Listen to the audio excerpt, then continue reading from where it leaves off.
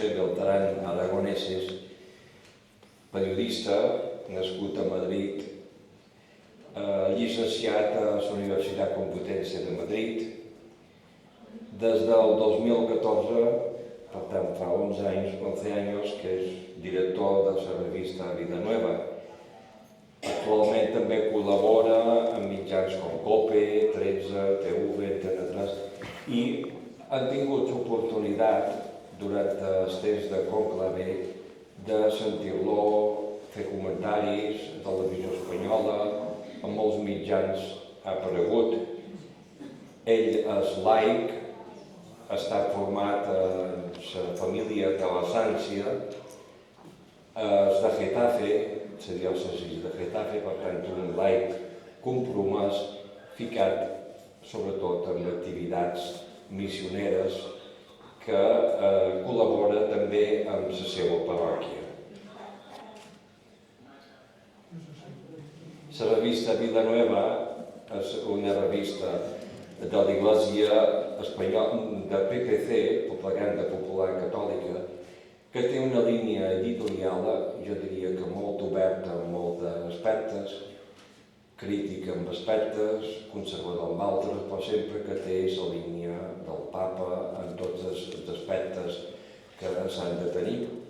Avui hem tingut el plaer de poder-lo sentir al Toro amb els periodistes. Ha estat una conversa llarga, molt ampla, ens ha explicat moltes qüestions referides en tot el del conclave i crec que és una persona prou autoritzada perquè avui ens faci parlar, ens parli i ens dirigeixi aquestes paraules que ens ajudaran a entendre, per una banda, l'Església actual, on és, on camina, el missatge del Papa amb motiu de la jornada dels mitjans de comunicació i també totes les seves vivències que va viure en el conclave com a periodista. Totes horas, no sé si te dará tiempo en una hora de explicarlo todo, pero tienes una facilidad de palabra que seguro que será posible. Te dejo ahí. Perfecto. Bueno, en primer lugar, muchísimas gracias por la acogida, ¿no? Gracias a Tony, gracias al señor obispo, ¿no? Gracias a Victoria y a todos, ¿no? Los que habéis buscado un hueco en esta tarde que ya apetece respirar, pasear y demás, para estar en este ratito que podamos compartir pues una horita aproximadamente. Yo voy a intentar hablar lo menos posible, o al menos cortarme y terminar por lo menos a las 9 y que tengamos un momento de diálogo, y si puedo, porque es mucho más enriquecedor lo que podáis, o las sugerencias que podáis hacerme, o las dudas que podamos compartir, que lo que yo pueda traer aquí cocinado, ¿no? Mira, sí que he preparado unas pautas, ¿no? Sobre cómo comunicar a Iglesia hoy desde la mirada de los dos papas, ¿no? Que tenemos, es decir, con ese mensaje de las comunicaciones del Papa Francisco que nos deja para este fin de semana, ¿no? y que va mucho más allá de un mensaje solo para los que hemos estudiado o estamos ejerciendo como periodistas, porque ya sabéis que hoy comunicadores con esta arma de destrucción masiva somos todos, ¿no? Que es el portátil y el móvil. Y con el Papa León XIV, ¿no? Que en estos pocos días de pontificado ya nos ha regalado parte de su magisterio en materia de comunicación, ¿no? Que viene a reforzar y apuntalar lo que ya nos planteaba el Papa Francisco. Comunicar Iglesia creo que es una propuesta de reencuentro, ¿no? Y de reencuentro con la sociedad, de reencuentro con el mundo y de reencuentro con nosotros mismos, ¿no? Y con la propia Iglesia. Pero no es tarea fácil, ¿no? Y ahí va la primera provocación de la tarde. Yo no sé si consideráis, desde la experiencia que tenéis, ¿no? De gente comprometida con Iglesia, cómo valoráis hoy la comunicación de la Iglesia. A mí de primera se me ocurre pensar en la comunicación de la Iglesia, y ya se ha quedado bloqueado el ordenador.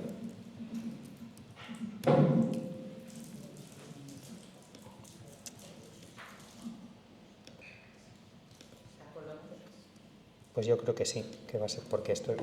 Sigue hablando que yo ya le... Vale. Bueno, lo primero que planteo, ¿no? Es decir, soy periodista, ¿no? Y soy pues que ya habéis escuchado, un laico comprometido de la familia Calasancia y en la diócesis de Getafe, con lo cual ni vengo a pontificar. No sé si se oye mejor sin el micro, ¿no? ¿Se oye mejor? Mejor el micro, ¿verdad? Vale.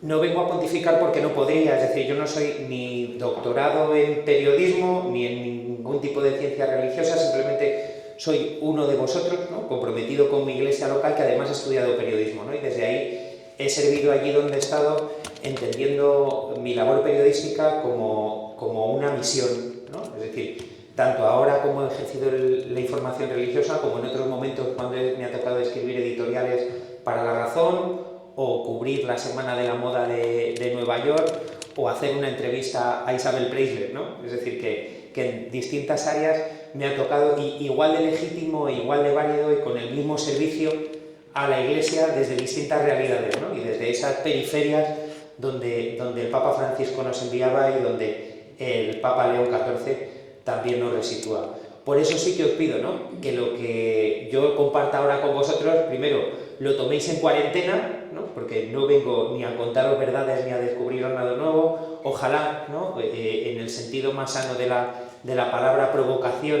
¿no? Os pueda provocar, incitar a una reflexión, y a buen seguro que en alguna de las cuestiones que yo os planteé no estáis de acuerdo, ¿no? Es decir, pues también me encantaría que lo verbalizarais, ¿no? Es decir, que también desde ese sano debate sinodal vamos creciendo cada uno y vamos planteando. Lo único que no he traído el pen. Ahora que no tengo vale. yo un momento. Muchas gracias. Y ese es un poco el planteamiento que os hago para este ratito, mirándolo desde ahí, ¿no? Y con esa convicción de que primero, ¿no? Es decir, esa labor ya os hablaba primero del móvil, pero luego de nuestra esencia y de nuestro ser creyente, ¿no? Es decir,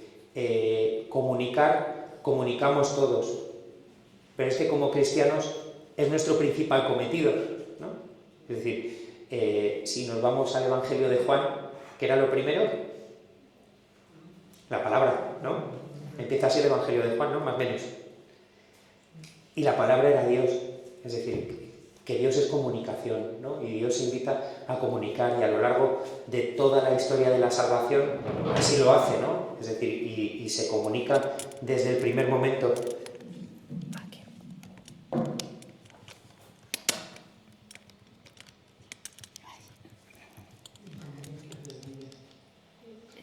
Este.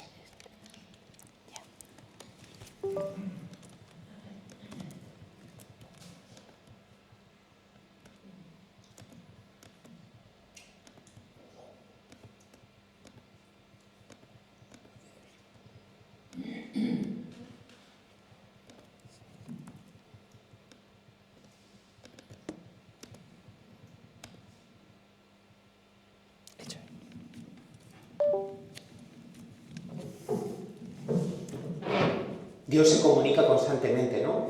Durante el Antiguo Testamento lo hace con signos muy visibles, ¿no? Es decir, desde la zarza ardiendo, ¿sí?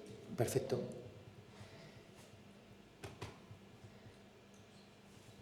Hasta la propia encarnación, ¿no? Es decir, Jesús es comunicación, ¿no? Y lo vamos a ver, si no da tiempo en algún momento, que comunica. Está de 10. ¿Me quedo y le doy yo? Nada, tranquilo, me muevo yo por ahí. Que llega el micro, se pone.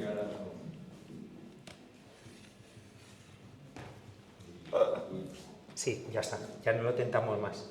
Muchas gracias, Victoria.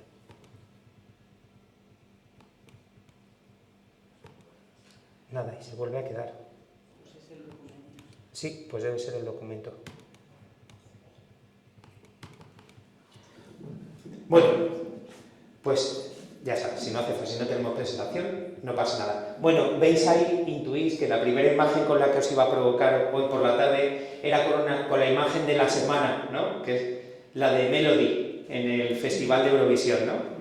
Es decir, como un ejemplo de comunicación. No sé si la presencia de Melody en Eurovisión, ahora que lo habéis planteado, y la participación, lo vivís como un éxito o como un fracaso.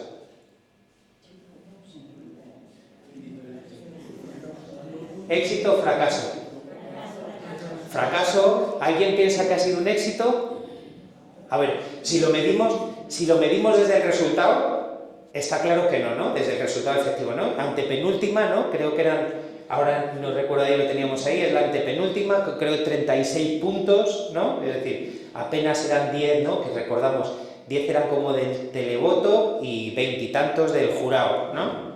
Es decir, desde ahí antepenúltimo, si lo medimos desde ese parámetro, ¿no? Es decir, de diálogo con el mundo, ¿no? Es decir, de España a Europa, es un fracaso, ¿no? Es decir, en medio de 30 y tantos países o 20 y tantos países quedar antepenúltimos no muy mal. Pero si lo miramos de puertas para adentro, ¿no? Quizá no es tan fracaso. La mitad de las personas que estaban viendo la tele, el 50% de la audiencia de esa noche en televisión en España, estaban viendo el programa, que llegó hasta un 60% en el momento de las votaciones, ¿no? El programa más visto no deportivo, es decir, sin ser fútbol, desde 2022. Es decir, que en esos parámetros ha sido un éxito, ¿no? De la misma manera, ha sido un éxito, ¿no? en ámbito económico, ¿no? Lo que han ingresado los anunciantes, seguro y demás, y un éxito para la propia artista. Es decir, Melody, que era una muchacha que muchos de ustedes la conocen desde pequeña, trabajando y demás, ha tenido como un resurgir dentro de su carrera, ¿no? Y ella misma confiesa que este año va a tener más trabajo que en toda su vida, ¿no? Es decir, podríamos acercárnoslo esto a la Iglesia también, ¿no? Es decir, ¿cómo es nuestra comunicación de puertas para afuera y de puertas para adentro, ¿no? Y nuestra propia Eurovisión, que seguía por allí, era una fumata blanca, ¿no? Que hemos vivido hace un par de semanas, ¿no? Esa fumata blanca fue vista, imaginaros, Eurovisión, porque he consultado los datos, un 50% de cuota de pantalla, la fumata blanca la vio un 70%, es decir, en las distintas cadenas, que sabéis que en ese momento además un fenómeno inédito, ¿no? Que todas las cadenas con una misma retransmisión, que era la de la televisión vaticana, 7 de cada 10 personas que estaban viendo la televisión estaban viendo la fumata blanca, ¿no? Y se quedaron durante ese especial que duró, en la televisión más corta que duró fueron 2 horas, ¿no? Es decir, porque fue toda la espera, que fue prácticamente una hora, que eso lo tenemos muy fresco, ¿verdad? Que no veíamos cuándo iba a salir, cuándo iba a salir, cuando salió el cardenal Van Merti con esa cara un poco de pillo, de tengo la noticia y no la quiero soltar, ¿no? Y al final, 7 de cada 10, ¿no? Pues ese es el desafío que tenemos hoy todo creyente como iglesia, ¿no? Es decir, si 7 de cada 10 personas que estaban viendo la tele en ese momento, que eran en torno a esa tarde, estaba por ahí el dato, 11 millones de espectadores, cuando un miércoles por la tarde no hay más de 8, ¿no? Han visto la tele y han visto algo vinculado al hecho religioso, ¿qué hacemos nosotros? ¿No? Y esa es la gran interrogante que se nos genera hoy como comunicadores que somos todos, ¿no? Es decir, ¿qué interrogante se nos genera si eso, que puede ser algo que atrae al de fuera, al no creyente y también al creyente, es decir, que no tenemos que dar por supuesto que de esos 11 millones, 10 millones de espectadores todos eran no creyentes, les atrae de alguna manera, aunque solo sea por la espectacularización que supone todo lo que va en torno al Vaticano, por todo lo que se genera de misterio, ¿no? Y más después de la película Cónclave, en torno al color púrpura y demás, ¿no? Pero eso que es un punto de partida, nosotros ¿cómo somos capaces de recogerlo? Es decir, algo sigue moviéndose en el corazón de las mujeres y de los hombres de hoy para que prácticamente toda España, ¿no? Y lo podemos ampliar, es decir, no sé cómo serían las audiencias en Estados Unidos, en Perú, ¿no? o en India o en Vietnam, pero para que eso genere un interés tal que a todo el mundo le enganche, ¿no? Insisto, que puede ser una anécdota, ¿no? Y pueden verlo simplemente como un reality, ¿no? De los que estamos acostumbrados, la vida en directo, pero eso nos tiene que interpelar, ¿no? A nosotros como cristianos, es decir, de esa excusa comunicativa que se llaman las facultades de comunicación, nosotros sabemos aprovechar y somos capaces de subirnos a lo que dicen los jóvenes y dicen los internautas, ese hashtag, ¿no? ¿Sabéis lo que significa hashtag, ¿no? Que es el tema que ahora está de moda me da igual en Twitter que en Instagram, o que somos nosotros capaces de subirnos a ese hashtag o aprovecharlo, o directamente pasamos a lo siguiente. Ese es el primer planteamiento que yo quería haceros en una tarde como la de hoy, ¿no? Es decir, cómo en medio de una sociedad secularizada todavía el hecho religioso sigue teniendo hueco, ¿no? Yo soy un convencido de que lejos de vivir un momento de persecución, ¿no? o un momento en el que se arrincona como tal, ¿no? Con esa expresión a Dios de la vida pública, simplemente se le ignora, que quizás es más peligroso, ¿no? y quizás más llamativo. Hemos pasado de una sociedad culturalmente cristiana, ¿no? Esa sociedad que María Ángeles López habla como la sociedad del Jesucito de mi vida, ¿no? A decirle a Dios, ¿no? y arrinconarlo completamente. ¿Por qué es eso? Porque hemos cambiado completamente la plaza pública, ¿no? Nosotros estábamos acostumbrados, ¿no? y vosotros por generación, y yo también lo he vivido por mis padres y mis abuelos, imaginaos la plaza principal de aquí de la Ciudadela, hace 40 o 50 años, cuando había que tomar una decisión importante, ¿quién estaba? El alcalde, ¿no? El cura, además aquí el obispo, el guardia civil, y en muchos pueblos si había médico y maestro, y si no había médico había matrona, y si no había médico había enfermero o enfermera, ¿no? Y entre ellos, ante cualquier situación o cualquier realidad complicada, ¿no?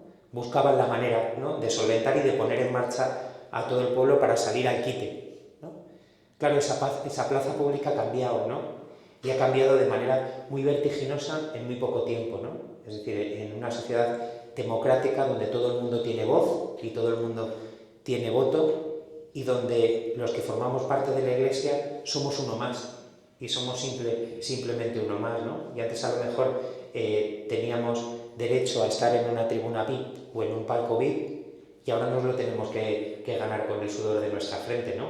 Como otro más, es decir, nuestra presencia en el ámbito educativo, nuestra presencia en lo social, que no digo que lo estemos haciendo mal, todo lo contrario, es decir, esa presencia está haciendo más que significativa y más que relevante, ¿no? Y se nos reconoce, ¿no? Y se reconoce la labor que hacemos en los colegios, la labor que hacemos en el ámbito sociocaritativo, la labor que hacemos en lo sanitario, pero sí desde un espacio distinto, ¿no? Y desde un espacio donde no solo entran otras confesiones religiosas, sino que entra en lo creyente. Y desde ahí es desde donde nos tenemos que mover. Claro, ¿cuál es la tentación? Primero, hacerlo con una mirada nostálgica, ¿no? Y esa mirada nostálgica pasa por creer que todavía tenemos un lugar privilegiado en medio de esa sociedad, ¿no? Y segundo, desde ahí pensar que nos dirigimos de tú a tú con el otro como entonces y sin darnos cuenta, ¿no? Es decir, y no porque lo hagamos por encima del hombro, sino porque lo hacemos suponiendo que el otro tiene unos parámetros creyentes que ya no tiene, ¿no? Y os pongo un ejemplo, es decir, bueno, pongo dos ejemplos, uno divertido y otro más de fondo, y los dos son más o menos divertidos, los dos corroborados en estos días de cónclave en Roma, ¿no? En más de un vídeo, en más de dos, en más de tres, los reporteros, ¿no? y es pura ignorancia, ¿no? Y si ellos tienen ignorancia, lo tienen sus redactores jefes y sus responsables, y lo tiene el espectador, ¿no? Y además delante de un canonista más, ¿no? En más de uno y en más de dos vídeos he escuchado, en lugar de decir código de derecho canónico, código de derecho canónico, ¿no? Es decir, ese es el alejamiento que tenemos, ¿no? Es decir, nuestro vocabulario ya no coincide con el de la gente, ¿no? Y si no coincide en eso, no lo coincide en el fondo, ¿no? Yo tuve la oportunidad me plantearon el retransmitir el funeral para Telecinco, estuve en el programa de Ana Rosa, con todo lo que implica, apostaron por un programa magazine, como son ellos, es decir, en Televisión Española retransmitieron la misa tal cual, pues yo descubrí que ni siquiera sabía nadie de los que estaba allí lo que era el incienso, ¿no? Ni lo que era el agua bendita, mucho menos aún, ¿no? Es decir, todos los que estáis aquí tenéis más o menos en vuestra cabeza y en vuestro corazón, pero fundamentalmente en vuestra cabeza, lo que es el esquema de una Eucaristía, ¿no? Es decir, la liturgia de la palabra, la liturgia eucarística, primero empezamos con la lectura, luego bien. No, es decir, eso ya no está. no está en los niños que llegan a nuestros coles, pero es que tampoco está ni en los de 40, ni en los de 50, ni en los de 60. Es decir, la gente está a otra onda, ¿no? Y ese es el primer, y vuelvo, ¿no? Al tema de la comunicación. Ese es el primer reto que tenemos para comunicar la Iglesia. Es decir, ya no podemos dar por supuesto nada. Es decir, y eso pasa por uno de los verbos más bonitos que hay en el Evangelio, por abajarnos. Que ese es el misterio de la encarnación, ¿no? Es decir, Dios se abaja, no se rebaja, ¿no? Para rebajar siempre dice mi hermana que hay tiempo, ¿no? En febrero y en agosto, siempre en enero y en agosto, ¿no? Abajarse, ¿no? Abajarse no significa que rebajemos, ¿no? Significa que nos ponemos a la mirada del otro, ¿no? Decía el Papa Francisco que no había que mirar solo había que mirar de arriba abajo, desde arriba hacia otro que tenía hasta abajo, si era para ayudarle a subir, ¿no? Nunca por encima del hombro, ¿no? Y desde ahí nuestra comunicación tiene que ser así, es decir, podemos tener la homilía más bonita, el discurso más intenso, las palabras más profundas, que si no somos capaces de traducirlo al lenguaje de la mujer y del hombre de hoy, estamos perdidos, ¿no? Es decir, si no saben lo que es el derecho canónico, por mucho que les corrijamos y les digamos que no se dice canónico, que se dice canónico, da igual, porque no saben que están hablando de las leyes de la Iglesia, ¿no? Es decir, y si no les explicas el misterio que hay detrás del incienso o el sentido que tiene el agua bendita, pues al final acaban utilizando el agua bendita en un aspersor como si fuera desodorante, ¿no? Y no les podemos culpar por ello, ¿no? Sino porque nosotros hemos dado por supuesto que tienen que saber cosas que ya no saben, ¿no? Y ese es el reto del primer anuncio, ¿no? Que hablamos siempre. Y es lo que yo he vivido estos días en el cónclave, ¿no? Y en el fallecimiento del Papa Francisco, ¿no? Es decir, ese desafío de vivir y de relacionarte con el mundo de fuera, con el lenguaje del mundo de fuera, ¿no? Es decir, pero siendo esencialmente nosotros y siendo esencialmente evangelio. Claro, ¿qué sucede? Que es otra de las historias que nos pasa, ¿no? Que cuando queremos anunciar al otro desde cero o desde ese primer anuncio, coincide en muchos casos que les queremos contar todo, ¿no? Y el reto puede ser no solo que no nos entiendan, sino que además les apabullemos, ¿no?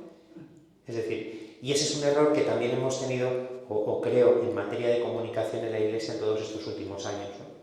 Es decir, el pensar que nosotros tenemos una noticia tan buena, y de verdad que tenemos la mejor noticia de todos los tiempos, que al contarla queremos que el otro la asuma de primeras y nos convertimos en seres tan apabullantes que les imponemos sin buscarlo, ¿no? Es decir, cuando los papas nos recuerdan la importancia de proponer y no imponer, no es porque per se busquemos hacer proselitismo, ¿no? Sino porque quizá nuestro ímpetu y nuestras ganas nos hacen presentar lo nuestro de una manera tan buena, tan buena, tan buena, que acabamos presentando al mundo y a lo que hay fuera como si fuera malo, malo, malo, malo, ¿no? Es decir, intentándoles hacer ver al otro que tienen que pensar como nosotros, ¿no? Y creo que una de las grandes propuestas y de los grandes legados que nos hace el Papa Francisco también, que es mucho más profundo, pero que se traduce directamente en materia de comunicación, es el hecho de proponer, ¿no? Y de que sea una sugerencia, ¿no? Y que sea el otro el que discierna y el que descubra que merece la pena vivir el Evangelio, ¿no? Y en eso también insistía mucho Benedicto XVI, en no comunicamos ideas abstractas, sino comunicamos una persona que es Jesucristo. Y en la medida en la que nosotros comunicamos Evangelio de tú a tú, es como conseguimos enganchar al otro, ¿no? Y esa es una de las tareas que se nos presenta a cada uno de vosotros y a cada uno de nosotros como evangelizadores y por tanto como comunicadores, ¿no? ¿Qué es lo que queremos mostrar, ¿no? ¿Mostramos un conjunto de normas o mostramos a la persona de Jesús, ¿no? ¿Mostramos ideas abstractas o mostramos el Evangelio de la misericordia poniendo a la persona que tenemos enfrente en el centro, ¿no? Desde ahí el proceso de comunicar cambia y el proceso de evangelizar cambia, ¿no? Y desde ahí esa imagen también que nos utiliza el Papa Francisco continuamente de la Iglesia como hospital de campaña, ¿no? Cuando se utiliza esa imagen, a mí me viene la idea tal cual de las urgencias de un hospital, ¿no? Cuando uno va a urgencias de un hospital, ha tenido un accidente de tráfico y medio siniestro total y se está desangrando la persona, ¿no? Es decir, en el hospital de campaña y en las urgencias lo que hacen es intentar contener, ¿no?, con un torniquete o como sea, ese sangrado, ¿no? Y muchas veces nosotros en la iglesia no hemos hecho eso, ¿no? Nosotros desde la iglesia hemos intentado catequizar antes que anunciar, ¿no? Le hemos dicho, no hombre, es que usted, ¿no?, el hombre desangrándose, no hombre, es que usted, vamos a empezar primero con una terapia para que deje el alcohol, porque su accidente ha sido provocado por el alcohol y por una imprudencia que ha tenido mirando al móvil, ¿no? Entonces primero le vamos a dar el curso para que aprenda a conducir bien y luego ya le quito la sangre que le está, pues evidentemente, uno, o se te desangra y se te muere, ¿no? O dos, prefiere ir al hospital de al lado, ¿no? Que eso es lo que nos suele pasar. Por eso la imagen del hospital de campaña es tan ilustradora también en este reto comunicativo que nos ofrece la Iglesia y que nos ofrece el Papa Francisco. Y es ahí donde entronca directamente con el mensaje de las comunicaciones de este año, ¿no? En un momento tan polarizante y tan polarizador que tenemos, ¿no?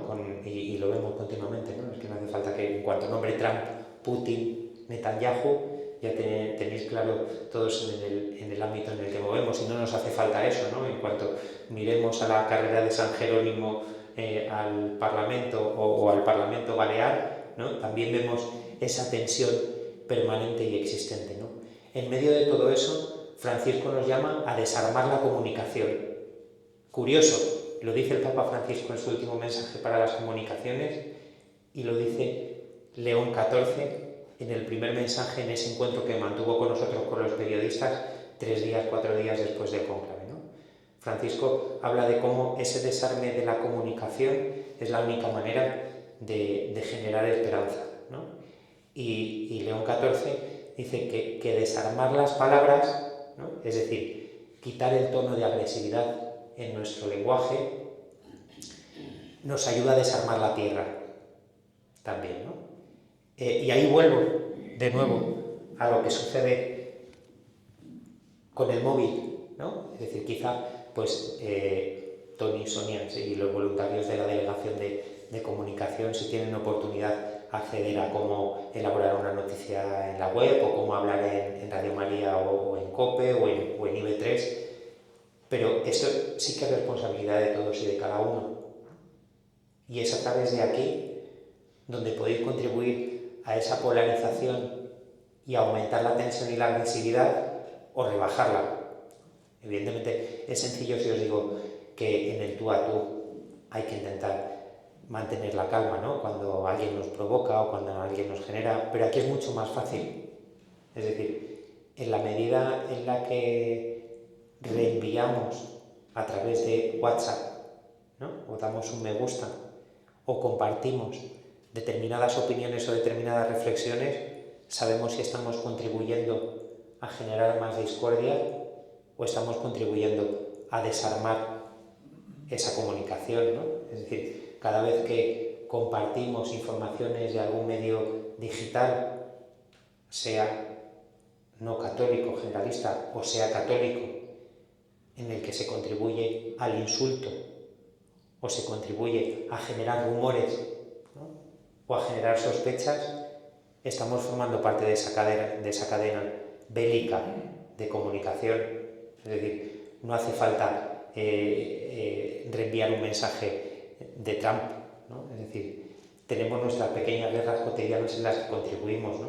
Es decir, en la medida en la que hago un comentario desalmado a alguien de mi comunidad, a alguien de mi grupo, de mi parroquia, sea de la parroquia de al lado, del catequista de al lado o del obispo de al lado, ¿no?, pues estamos contribuyendo o no a formar parte de esa comunicación bélica, ¿no?, que nos condena el Papa Francisco, que no. Y el otro mensaje clave que lanza el Papa Francisco en ese mensaje para la comunicación de este 2025 y que también enlaza directamente no solo con Leo XIV, sino con todo este año jubilar que estamos viviendo, Francisco habla de la importancia de dar razones para la esperanza y para la paz. razones, ¿no? Es decir, de nuevo el corazón conectado a la cabeza, ¿no? Conectado a la mente. Estamos en un momento en el que se nos venden pseudoesperanzas, ¿no? Y pseudoesperanzas en los medios de comunicación generalistas, en los medios de comunicación de iglesia y también en nuestra pastoral eclesial, que también es comunicación, ¿no? Es decir, la oleada, ¿no? En algunos lugares, a lo mejor en menor canon, ¿no? de propuestas de impacto emocional, ¿no? o de conversiones de fin de semana que pueden generar determinados cambios radicales, pueden ser aparente propuestas de esperanza o de pseudoesperanza, ¿no? Pero si explotamos esas emociones y no van acompañadas de eso, de un acompañamiento personal, que en muchos casos no solo es espiritual, sino psicológico y psiquiátrico, nos podemos encontrar con falsas esperanzas y con problemas todavía más gordos a corto, a medio o largo plazo, ¿no? Y ahí también somos cómplices, ¿no? Y Francisco habla precisamente en ese documento de dar razones para la paz y para la esperanza, en ese sentido de razones argumentadas, ¿no? Es decir, no es la paz de Miss Universo, ¿no? Que pide por la paz en el mundo, sino que pide una paz del compromiso concreto, ¿no? Y esa paz del compromiso concreto es la que nos han demostrado los dos papas, ¿no? Es decir, y ahí vuelvo al cónclave, ¿no? Es decir, con esa imagen que vimos inesperada, ¿no? Y que algunos califican o calificamos del primer milagro del Papa Francisco, ¿no?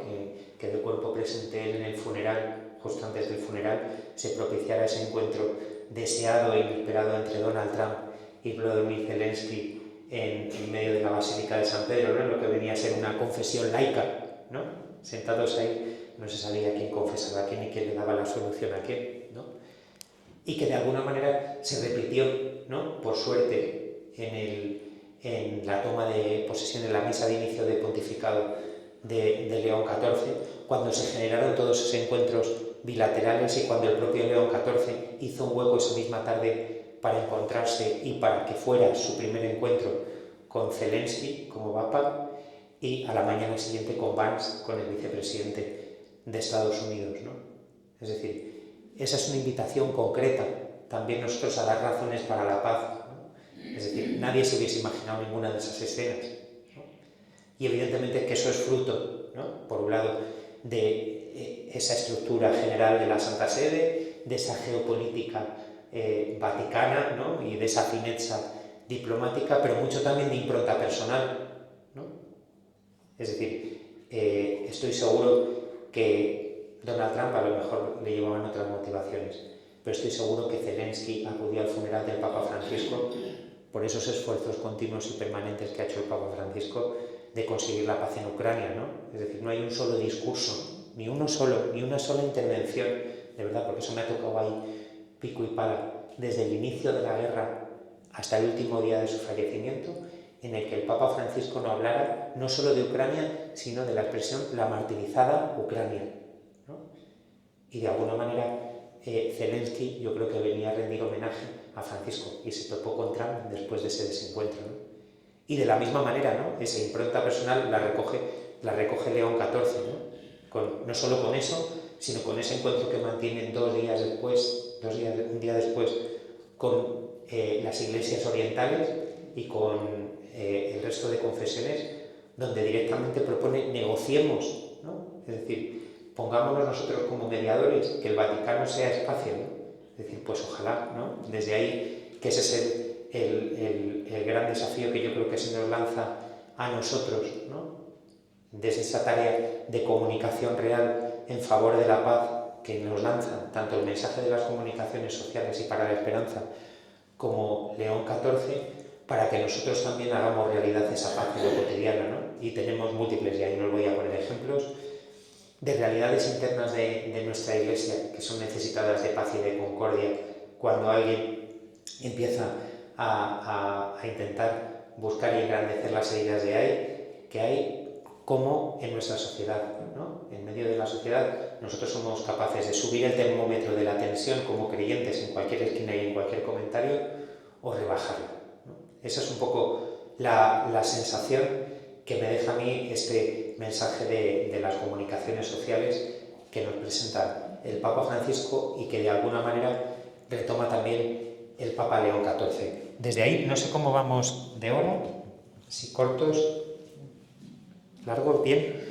¿Qué os puedo contar también? Es decir, en esa misma línea, y ya retomando lo de Melody, ¿no? De esa comunicación externa y esa comunicación interna, para retomar también y que podamos ahora desde ahí dialogar, surge esa realidad de cómo nos miran desde fuera y me remito al cónclave y cómo se puede generar una distorsión de la realidad o de la percepción. Os pregunto, ¿quién creíais que iba a salir papa? De todos. Dentro de todas las quinielas y de los nombres, ¿jugasteis a las quinielas? ¿Sí? ¿No? ¿Cuál era el nombre que más sonaba? Parolín, ¿no? Y Tagle, ¿no, hermana? Sí. Que es carmelita misionera y de Filipina. Hombre. Pues no solo es que sonaran, ¿no? Sino que en muchas ocasiones la opinión pública coincide poco con lo que se vive dentro de la Iglesia, ¿no? Es decir, insisto, no porque nos miren por encima del hombro, no porque nos juzgue la sociedad y nos quieran arrinconar, ¿no? No porque haya una percepción de que todos somos abusadores en la Iglesia, que no lo somos y lo sabéis, ¿no? A pesar de lo que traía algunas portadas del país para que os sorprendierais de algunas portadas que han sido de esa Iglesia social y de esa Iglesia que trabaja, para que veáis que no solo en el país, y no por disculparlos, que dentro de todo lo que ha hecho el país en estos años ha tenido una obcecación fundamental por el tema de los abusos, pero no solo, ¿no? Y porque hay oportunidades en los medios de comunicación de presentar nuestro evangelio y de presentar nuestra realidad. Pero sí que es reflejo de cómo nosotros mismos podemos mostrar la realidad de la Iglesia distorsionada, ¿no? Efectivamente, en el mes o en los 15 días entre el fallecimiento de Francisco hasta el inicio del cónclave, todo el mundo dio por hecho dos elementos. Uno, que en un 80% iba a ser Parolín el Papa, que hubiese sido un Papa excepcional, es decir, que no lo cuestiono. Y dos, que la Iglesia estaba dividida, ¿no? Y que había una ruptura y casi al borde del cisma, más allá de Belorado, que si queréis hablamos luego, que es uno de mis temas favoritos. Que tiene mucho más de fondo Belorado de lo que parece, así que si luego me preguntáis. Y está claro que ni una cosa ni la otra, ¿no? Es decir, primero, nos dejamos llevar por una opinión pública externa, que es la de los medios italianos, ¿no? Que desde un primer momento dieron por resuelto el cónclave. Y no solo eso, sino que ninguno de los periodistas que íbamos por allí fuimos capaces de cuestionarlo. Mirad, y lo he contado esta mañana y lo he contado antes. Yo fui al funeral del Papa Francisco, volví a Madrid y fui al cónclave. Cuando me vine del primer viaje, me vine convencido de que había dos opciones. Es decir, que ningunean al Papa Francisco, nos hubiésemos ido, como pensábamos todos, al tercer día. Y en eso sí que creo que todo el mundo estaba pensando que aquello joven no se iba a resolver, que se iba a resolver el viernes, ¿no? ¿O no? ¿Pensabais que iba a ser rápido? Si era rápido, era signo de más de paro, que también hubiese estado bien, insisto, ¿no? Pero salió así de rápido, ¿no? Y si sale así, es porque había una conciencia clara de apostar por el Concilio Vaticano II, de apostar por esa Iglesia sinodal, y prueba de ello fue ese primer saludo del Papa León XIV, ¿no?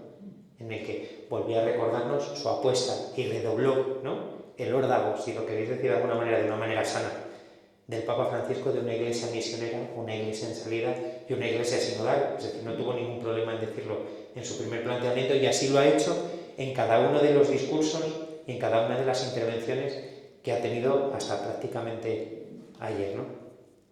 Así que con esa reflexión os dejo y os doy la palabra de una Iglesia que camina unida y que camina en comunión, en la que evidentemente hay sitio para todos, como decía el Papa Francisco, desde ese poliedro que somos, en el que hay evidentemente resistencias, ¿no? Y en el que hay gente que no está del todo cómoda, pero que ni mucho menos es una gran mayoría, sino que es una minoría ruidosa y con un sostenimiento económico significativo, pero que también hay que caminar junto con ellos, ¿no? Y que hay que intentar hacerles también partícipes de este camino que estamos haciendo juntos, de este caminar juntos, ¿no? Que eso requiere, ¿no? Como nos pasa a todos los que habéis tenido alguna experiencia de peregrinación, ¿no? Es decir, todos sabemos que podríamos llegar antes a Santiago de Compostela, ¿no? Y sobre todo cuando vas con chavales y demás, que puedes llegar antes, pero si llegas el primero, llegas solo, ¿no? Y la experiencia no es llegar antes como si fuera una maratón o una carrera, ¿no? Es ir acompañando a aquellos que se van yendo por el camino. Si encima te toca llevar el coche escoba con las mochilas, llegas el último. Si eres de los que va recogiendo a los que se quedan detrás, ¿no? Y esa es la parte y la propuesta que a buen seguro nos va a lanzar León XIV, que ya está insistiendo en esa unidad y comunión, pero eso sí, con esos procesos abiertos del Papa Francisco y, como decía Jorge Mario Bergoglio, hasta que el cambio sea irreversible, ¿no? Pues desde ahí no era lo que tenía previsto en el orden que tenía previsto con las diapositivas, pero más o menos creo que como provocación primera, a partir de ahí, si queréis que dialoguemos y que os cuente, pues a vuestra disposición. Y estoy echando las cuentas de la vieja, es decir, sin contar yo con la acción del Espíritu Santo, que es clave, ¿no? Pero echando las cuentas de la vieja me salía que podía salir Parolín, pero que perfectamente ese número de votos lo podía tener Prevost. Y de hecho así lo compartí con un cardenal emérito y lo hablamos y yo y hasta le convencí y le dije que puede salir Prevost. Bueno, se acabó mi hipótesis en cuanto volví a Roma y escuché todo el rato Parolín. Es que ya ni siquiera el pobre Tagle, ¿no? Tanto es así que la retransmisión de la fumata tuve la suerte de hacerla con Antonio Pelayo, ¿no? Que sabéis que es el corresponsal, que además es corresponsal de Vida Nueva y el decano de todos los vaticanistas, y como además había sido tan rápido la votación, pues todos convencidos de que era Parolín en esa hora, pero luego supe que en el resto de medios estaban igual, que no era cosa de Antonio Pelayo, ¿no? Y de repente pronuncian el nombre de Robert Prevost, ¿no? Pues primero, no nos dejemos llevar por lo que dicen otros o por la opinión pública, porque en ocasiones puede ser raro. Pero tampoco nos dejemos llevar por esa parte de que la Iglesia está dividida, o al menos dividida a mitad a raíz de un cisma, ¿no? Y eso no lo ha generado la prensa italiana, eso lo hemos generado dentro de la propia Iglesia. Es decir, eso no ha sido una invención de los medios generalistas que buscan destruir a la Iglesia mostrando una imagen dividida.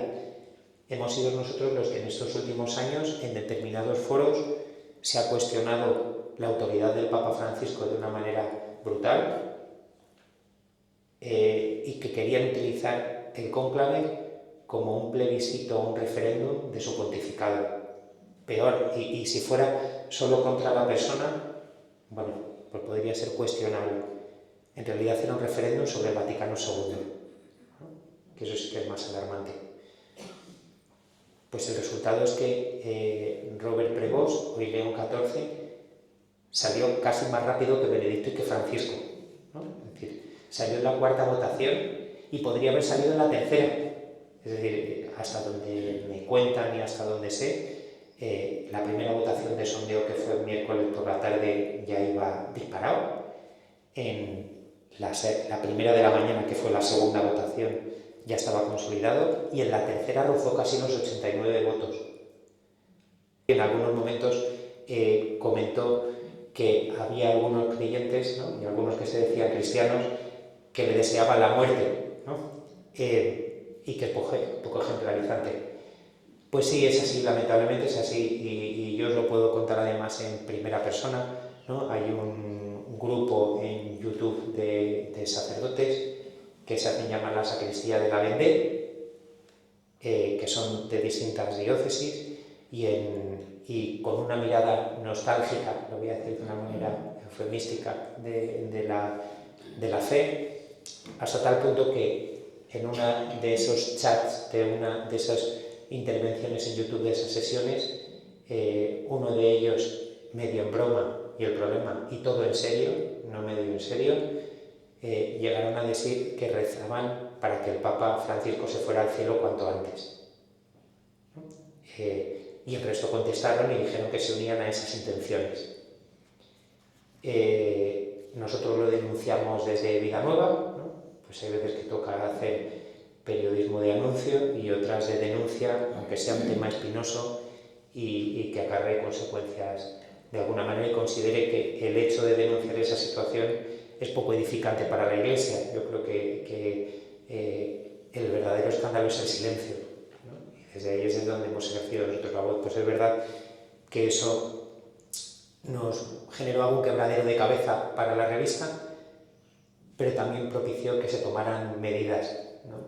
Respecto a una actitud poco edificante, no voy a decir, y más viniendo de un sacerdote, ¿no? Es decir, sería poco edificante viniendo de un sacerdote, de un religioso, de un laico, ¿no? Es decir, y desde ahí pues se pidió y se solicitó que esa intervención, que ese programa se congelara, ¿no? Y así se congeló. Con alguno de los sacerdotes se adoptó alguna medida y se les solicitó que abandonaran sus redes sociales y no siguieran alimentando.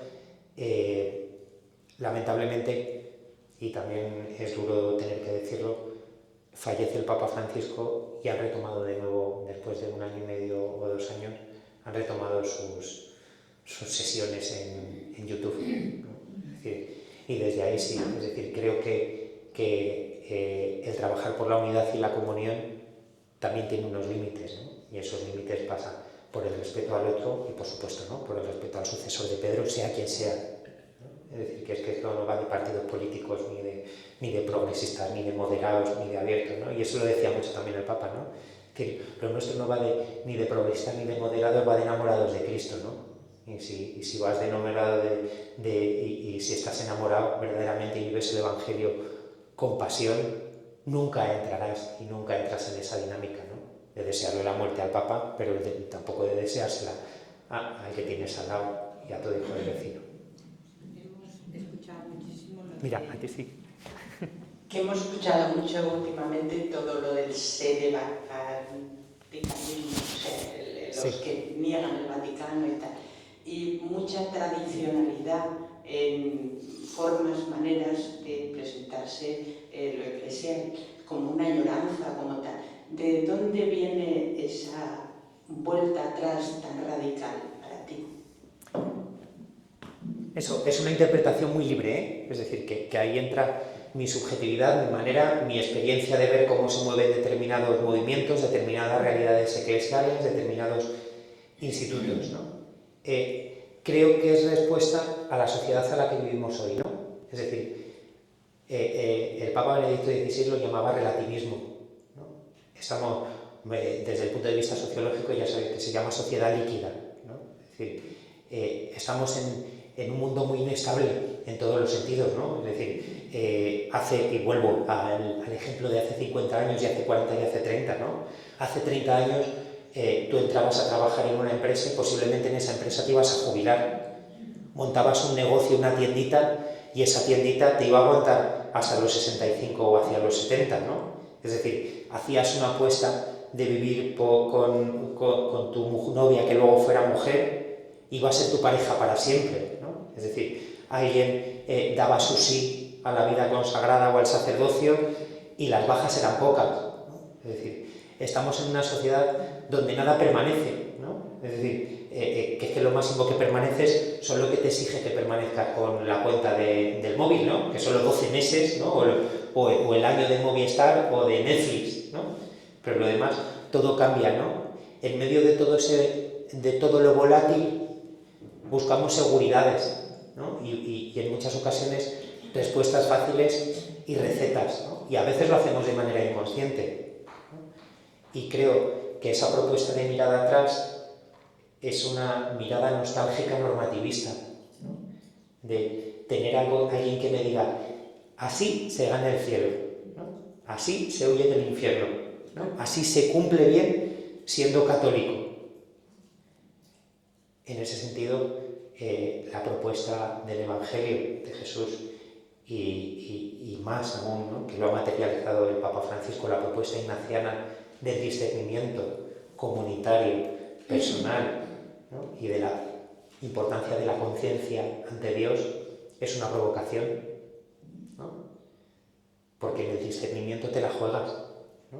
Porque no es que juegues a medias tintas o que se descafeine el Evangelio, ¿no? Es que ya no hay un prohibido no prohibido, ¿no? Sino que es desde el acompañamiento y desde el tú a tú y desde el encuentro con Jesús, desde donde se vive tu esencia y tu ser cristiano, ¿no? Y es volver al Evangelio, ¿no? Es decir, es que Jesús no nos pedía que estuviéramos en la orilla en tierra firme, ¿no? Es que toca estar en el mar de Galilea en medio de la tempestad.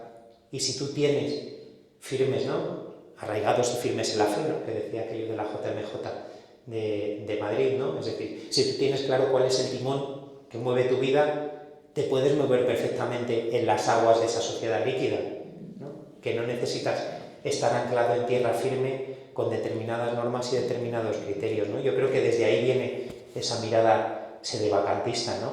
En el caso de la de Belorado, además con un tema económico añadido, ¿no? Pero es cierto que ella bebe mucho de esa parte, ¿no? En medio de una vida consagrada, de la vida contemplativa que cambia, ¿no? Y que se pide una vida contemplativa que mire también al mundo, que dialogue al mundo sin traicionar su esencia contemplativa.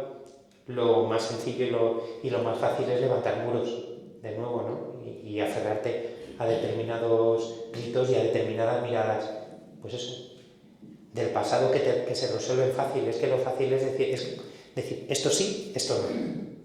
Pero si te viene alguien con una situación concreta, pues es que en el centro está la persona, ¿no? Es decir, y no hay nada más útil, ¿no? Lo comentaba antes en el coche, que el derecho canónico para el tema de los abusos. Si algo garantiza que la víctima esté en el centro, ha sido el Código de Derecho Canónico y la renovación, no la buena voluntad, ¿no?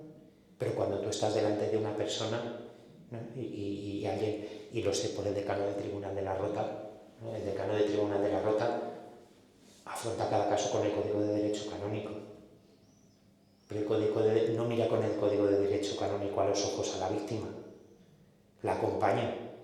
Y aunque hoy por hoy, ¿no? Y es una de las lagunas que tenemos en el Código de Derecho Canónico, no se puede informar, no tiene derecho la víctima a informar del proceso, es así de durete, como tenemos, que es una de las cosas pendientes a reformar. Me consta y lo sé que el decano de la Rota informa a las víctimas, intenta acompañar a las víctimas de cómo está el proceso, ¿no? Es decir, y eso no es ir contra la norma, ¿no? Es poner a la persona en el centro y humanizar, ¿no? Y yo creo que evidentemente ese es el salto que nos toca dar, y desde ahí es de donde, no sé si me explico, ¿no?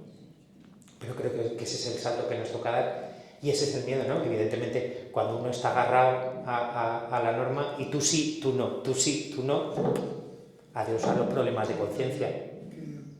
Un poco No sé si llega. De la esperanza, que es el tema del mensaje, peregrinos de esperanza, porque si no nos quedamos a veces en lo negativo. Decimos en Menorca, decimos siempre, un desastre. El mundo está muy mal, la iglesia está muy mal, damos un mensaje negativo muchas veces.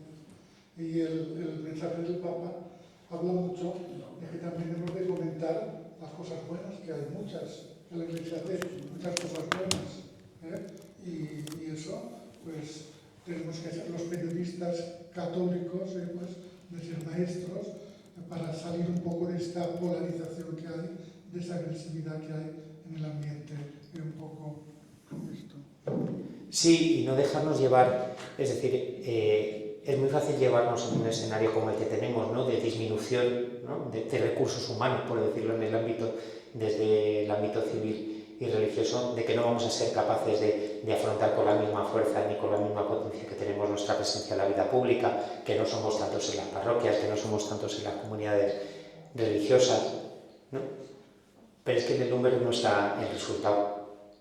Es decir, es que no se nos pide ni siquiera hacer, ¿no? Es decir, se nos pide ser. Y cuando uno es un ser enamorado, mira esa realidad con esperanza, ¿no? Claro que a lo mejor no podemos resolver de la misma manera que resolvíamos antes, pero es que a lo mejor no se nos pide eso en este momento de la historia, ¿no? y no se nos pide a lo mejor aquí en Menorca. En otros lugares, pues eso, pues en Filipinas o en Papúa están creciendo, ¿no? Y creciendo de otra realidad, ¿no? Y nos toca ser una iglesia mucho más transversal, ¿no? Y nos toca ser comunidades que sean fermento en lo pequeño, y es ahí donde tenemos que ser esperanza, ¿no? Yo creo que esa es una dinámica clave que tenemos que integrar, ¿no? Es decir, que no, ni tiempos pasados fueron mejores, ni las cosas eran mucho más sencillas antes, ¿no? Ni vivimos en un tiempo horrible y horroroso. Es que cada vez que oigo lo de la persecución, pues eso, pienso en los cristianos de Siria o de Nigeria, y me parece que estamos tentando a Dios, ¿no? Como dice mi madre. Sí, Sonia, pues hacer. Sí, bueno, y si no, repito yo. Sí, un poco en la línea del encuentro que hemos tenido esta mañana con los periodistas, que ha sido muy interesante. Si me puedes compartir a todos cuál fue tu relación personal con el Papa Francisco, alguna anécdota, si puede ser, y la relación del Papa con la Revistaría Nueva, porque sabemos que era un gran lector. Bueno, me pregunta Sonia por mi relación personal con el Papa Francisco y la relación de la revista. Pues yo de esto no había hablado nada hasta que falleció el Papa Francisco, ¿no? Jorge Mario Bergoglio, como otros muchos religiosos y otras muchas consagradas, era suscriptor, porque eran suscriptores los jesuitas de las comunidades donde él había formado parte, ¿no? Y desde joven. Cuando él es nombrado arzobispo, pues contó con su suscripción personal, siguió con obispo y luego arzobispo, y la mantuvo hasta el final. Y yo, cuando llegué a la revista, que eran los pocos meses del inicio del pontificado, me contaron pues que había un suscriptor argentino que había pedido un cambio de dirección a Roma y que la seguía pagando. Pues aquello se quedó ahí hasta que hubo un obispo que en un momento determinado me cogió un día en una esquina y me dijo algo así como cuidado que el Papa Francisco te lee, ¿no? Y bueno, pues dijo, pues ya está. No, pues lo dejé ahí y me quedé con el ron hasta que eso se empezó a repetir con otras personas, ¿no? Pues alguien que llamó a la redacción en un momento determinado para pedir, me ha dicho el Papa que me lea el artículo no sé cuántos de la revista 3223. Y claro, y la secretaria diciendo, oye, que el Papa ha dicho que tú mándalo, por si acaso, ¿no? Y de repente escribió un sacerdote pidiendo un par de ejemplares más o 3 de un número concreto de la revista por un pliego. Y Esperanza, que es nuestra secretaria criminalista, dijo, a mí este nombre me suena. Me dice el nombre, y era uno de los antiguos secretarios del Papa, Gonzalo Emilius, que era un uruguayo. Y yo, ¿el secretario del Papa? Y yo, ¿y este? Dice, sí, me lo pide él. Dice, no pide para quién es, me pide que necesita 3 ejemplares, que a cuánto se lo cobramos. Y yo, que no, tú mándaselo. Y nada, dice que viene el móvil. Y no, yo tenía el móvil, bueno, ya eso es una larga historia. Yo tenía su móvil por cosas de la providencia, le escribí y dije, Gonzalo, oye, que te mandamos. No, me tienes que cobrar las revistas. Y yo, ¿pero cómo te las voy a cobrar? Y yo, dice, no, que es que los ha pedido el Papa. Y yo, ¿cómo? ¿Que los ha pedido qué? ¿Para qué? Y nada, pues se lo envié. Ese fue el principio de ponernos en contacto, de que el Papa Francisco se pusiera ya en contacto personal. Bueno, mirad, la primera vez, que fue un desastre, o sea, esto no lo he contado nunca en público, la primera vez que yo recibo una llamada del Papa Francisco es en una Nochebuena y no le cogí el teléfono y cayó el mensaje en el contestador. Imaginaros el mal rato, y yo no sabía si a un papa se le devuelve la llamada o no se le devuelve. Pues pasaron semanas hasta que yo dije, bueno, pues escribiré a Gonzalo, claro, porque yo no sabía, claro, el hombre me dejó un audio en el contestador y yo no sabía si aquello era, bueno, pues aquello fue el inicio de una relación que se ha mantenido a lo largo del tiempo, ¿no? Con el regalo de cada vez que yo me escapaba a Roma para cualquier cosa y le escribía con unos días de antelación, siempre me guardaba mínimo una hora de encuentro en Santa Marta, ¿no? Y os puedo decir, y esto ya es lo más personal, que sí que tengo la sensación de haber estado con un santo, ¿no?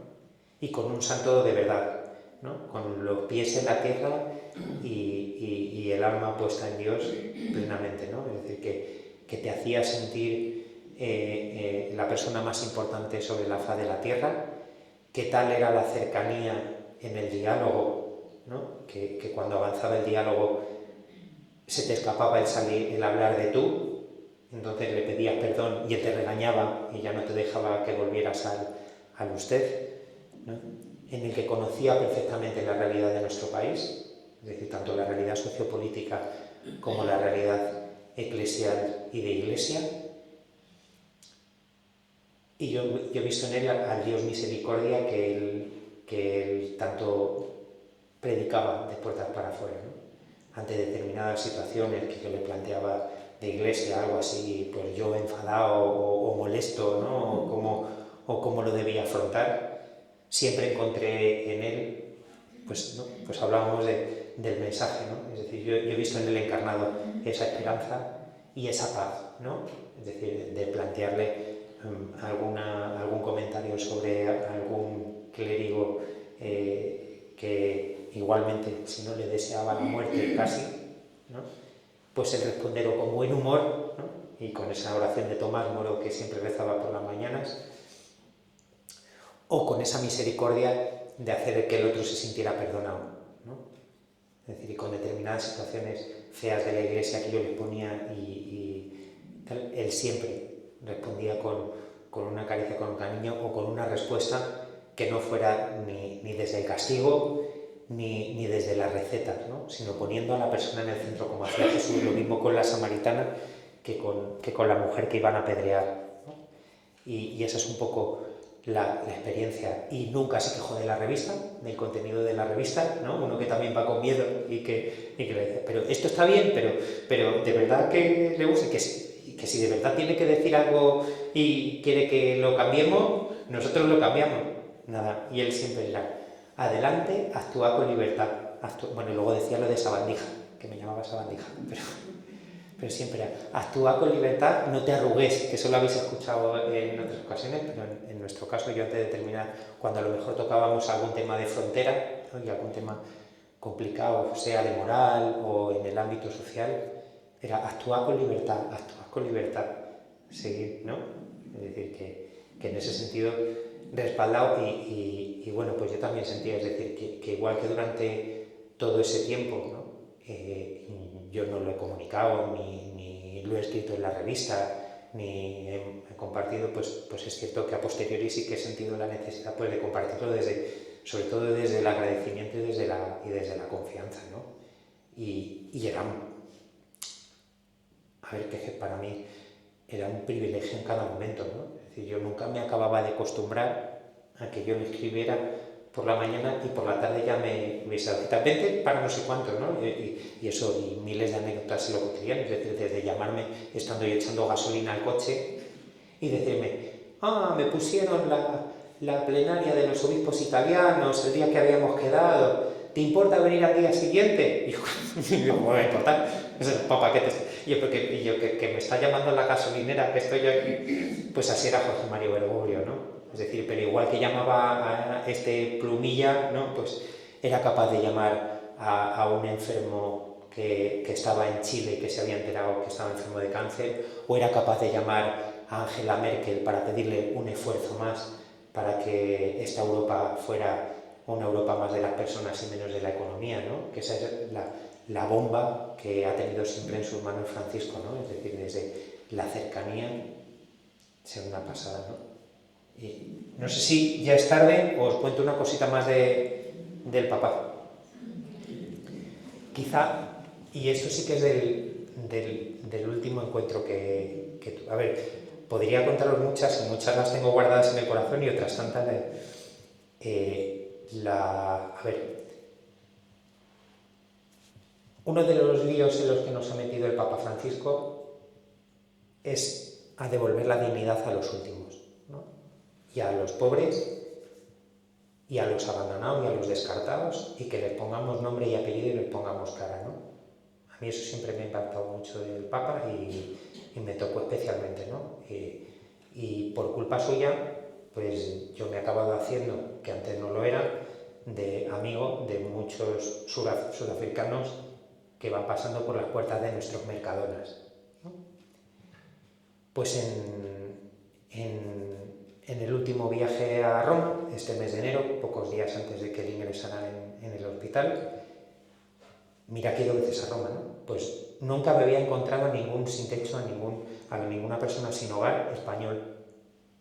Pues me encontré a dos, a Segis y a Juan, y yo iba a la sala de prensa y tal, se me pusieron a hablar, pues ellos, unos grandes trilerillos, ¿no? Es decir, me vendieron que eran peregrinos, ¿no? Que necesitaban uno. Yo es que vengo camino de Tierra Santa, yo vengo de aquí y de aquí me voy a Lourdes, pero si nos puedes ayudar, porque, bueno, pues les di lo que tenía. Me los encontré desde el primer día y todos los días, hasta pasaron como 4 o 5 días, me los encontraba en distintos puntos de Roma, ¿no? De manera providencial. Y pues me puse a hablar con ellos, les escuchaba, nada meritorio, y además nada, les di calderilla lo que tenía. Pues llegó el encuentro con el Papa, un lunes a las 4 de la tarde, conversación normal, porque yo no iba ni con nada programado, ni yo nunca llevaba, esta es mi hoja de ruta, o vengo aquí a decirte no sé qué. Y en la conversación le dije, mirad, vale ya de complicarnos la vida y de complicarme la vida, que ahora tengo a estos señores ahí, que todos los días me los encuentro, que encima les hablo, ahora me siento comprometido con ellos y cada vez que venga a Roma ya me he metido en otro lío. Surgió así, ¿no? Un poco de broma. Me dice, levántate y entra a mi despacho. O sea, bueno, no sé si os imagináis la salita del Papa, el Papa a lo mejor estoy sentado de ellos, y aquí hay una puerta y está su despacho de trabajo, que es que no es más. Y yo diciendo, ¿y este hombre? Me dice, entra en el despacho, abre la mesa, abre el primer cajón de la derecha y coge el dinero que quieras, y toma el dinero que quieras. Claro, imaginaros, una cosa es pues que el Papa, a ver, yo ya había vivido alguna situación de confianza del Papa cuando él podía caminar, de ir al salón, al lado tenía como una especie de salita que era un pequeño almacén, como todas las salas que hay en las parroquias y en las comunidades, que él tenía todos los rosarios, los libros, los cartelitos, y alguna vez, vete conmigo, coge, arranca de ahí y te llevas lo que quieras, que eso ya... O estar allí y decir, venga, cógete la neverita esa agua que viene sudando, ¿no? Es decir, con total naturalidad como un padre. Pues, pero ya eso de métete en mi despacho, abre el cajón de la derecha de la mesa y coge el dinero que quieres, pues nada, es el Papa. Pues le obedecí, con más miedo que vergüenza, también os digo. Es decir, primero, porque soy un periodista entrando en el despacho del Papa. Segundo, porque a Benedicto XVI le robaron documentos que luego fue el Batilix y que acabaron circulando por ahí, y segundo porque me pedía que le cogiera dinero, ¿no? Y nada, pues abrí, y de repente abro el cajón y había un fajo de billetes con la goma, ¿no? Y eran billetes, ahí solo había de 100 y de 500, que yo no había visto nunca de 500. Y de repente le digo, el Papa seguía sentado porque ya sabéis lo de la complicado. Y le digo, Francisco, que aquí hay mucho dinero, que yo no me atrevo a coger nada. Y el hombre, hijo, que no te oigo. Claro, evidentemente, yo del despacho, el de espaldas, en la otra sala, y nada, fui, y yo agachado, y yo, que hay mucho dinero, que yo hoy no soy capaz de coger nada. Dice, toma lo que consideres. Pues nada, volví, y lo primero que vi eran 2 billetes de 100, que era lo más pequeño que había. Y yo, pero si estos hombres, no... Pues nada, con la misma cerré el cajón, sin mirar nada, y se lo enseñé así, los 2 billetes, y le dije, he cogido estos que son los más pequeños, porque yo creo que con esto ellos ya pueden tirar lo que sea. Me dijo, tú sabrás. Y nada, me siento y le digo, bueno, le doy las gracias, y le dije, ¿y si no les veo ahora? No sé por qué se me ocurre preguntarle. ¿Te los guardas? Dice, y antes o después los encontrarás y se los darás. Bueno, pues fue salir y me los encontré en la puerta. No me estaban esperando, ni había quedado yo con ellos, ¿no? Bueno, antes de dárselo, pues te despedí del Papa, hablamos de otras cosas y tal, y salí con mis 2 billetes al secretario, que es Juan Cruz, que es un hombre, un sacerdote, y le dije, mira, que he cogido 2 billetes de 100 euros por si tienes que echar la cuenta de lo que hay en el cajón, y yo no sé, que me los he llevado yo, pero que me ha dado permiso el Papa. Y nada, ahí fue la anécdota. Y luego, cuando salí, lo primero que les di a Juan y Segis, que además estaban con una mujer dominicana, fueron 2 rosarios. Y le dije, claro, imaginaros, 2 personas sin techo, con todos sus problemas y todo su bagaje que tenían en el corazón y en la cabeza. Yo le decía, a ver, esto con lo que tienen encima, que huelen a alcohol y a cosas. Y yo les vengo a decir que he estado con el Papa y que el Papa me ha dado unos rosarios con ellos. Es decir, no sé si me van a creer o no, no sé si yo voy a ser capaz. Bueno, fue a entregarle los rosarios, ellos no sabían lo del dinero. Fue una fiesta, o sea, yo no he vivido una fiesta mejor ni una historia de resurrección mejor en mi vida que el encuentro con Juan y Segis y con esa mujer dominicana que enseguida dijo, yo no tengo rosario, sí, también tengo, para ti. Y le di otro rosario. Es decir, fue la bienaventuranzas hecha realidad, ¿no? Y luego ya cuando saqué los billetes y se los di yo, y además me ha dado estos 2, mi papito, empezaron, nada. Y les dije, pero eso sí, lo compartís con ella. Y enseguida se miraron los 2, dice, tú le das 20, yo le doy 20. Hicieron sus apaños y nada, les pedí que grabáramos un audio, le grabamos un audio y se lo mandamos al secretario del Papa y sé que a Francisco le llegó, ¿no? ¿Con qué quiero manifestaros con esto? Es decir, no mi confianza con el Papa o no, sino el que él siempre tenía en el centro a los últimos, ¿no? Y de la manera en la que quisiera y de la confianza plena si se trataba de salir al rescate de los más necesitados, ¿no? Es decir, porque posiblemente, no sé, es decir, a mí me cuentan esa anécdota, te compadeces y dices, bueno, pues sí, pues mira, pues le saludas de mi parte, le das una bendición, ¿no? Y yo lo que no esperaba ni por asomo es que me dijera, coge el dinero que quieras y se lo llevas, ¿no? Es decir, para mí es, pues eso, ejemplo, ojalá, ¿no? Esto me lo pidan para la causa de canonización y que sea pronto. Ya está. A lo mejor me he alargado demasiado. Bueno, si quieres luego lo comentamos, que vamos a terminar, que seguro que hay gente, ¿no? No, porque había otra petición por ahí para hablar. ¿Sí? Buenas noches con todos. Yo le agradezco primero a Dios haberme permitido esta hermosura de conferencia que es para mí. Así que hubiera en mi país buenos periodistas que se entreguen de una u otra manera para un momento de la gracia de Dios, porque este testimonio suyo es tan ejemplar para todos, porque en su corazón y en su vida, en sus pasos con el Santo Papa, conoce mucho dolor, mucha amargura, mucha tristeza, con mucha alegría que Dios nos da con la paz y el Espíritu de Él. Le felicito y que Dios lo bendiga. Mis palabras, que Dios me oiga y lo pague por siempre. Amén. Amén. Pues muchas gracias por su bendición. ¿De dónde es y cómo se llama? A la orden, yo me llamo Blanca Heredia, soy ecuatoriana. Pues muchas gracias, Blanca. Gracias. Yo también tengo parte de mi corazón en Ecuador. Exponer mi caso de mi vida como experiencia en la realidad, pero siempre oraré por usted hasta el último día de mi vida en agradecimiento de este momento. Pues muchísimas gracias, Blanca.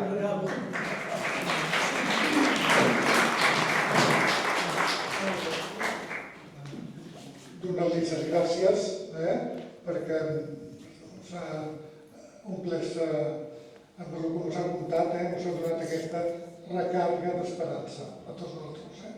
Demà el tindrem, mañana también lo tendremos en la formación para los sacerdotes y religiosos en Montetoro. Ha sido un privilegio, también hoy ha salido, si no lo habéis leído, el periódico de hoy, sale una entrevista que le hacen. Vale la pena que la leáis también, porque es un testigo, la palabra testigo es de primera mano.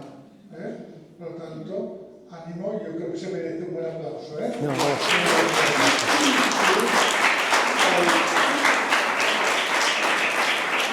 Al equipo de comunicación, muchas gracias, porque han conectado con él, Antoni, Sonia, el equipo que ayuda, y siempre pues esta jornada de comunicación cada año vamos superando cada vez más. Muchas gracias, Toni.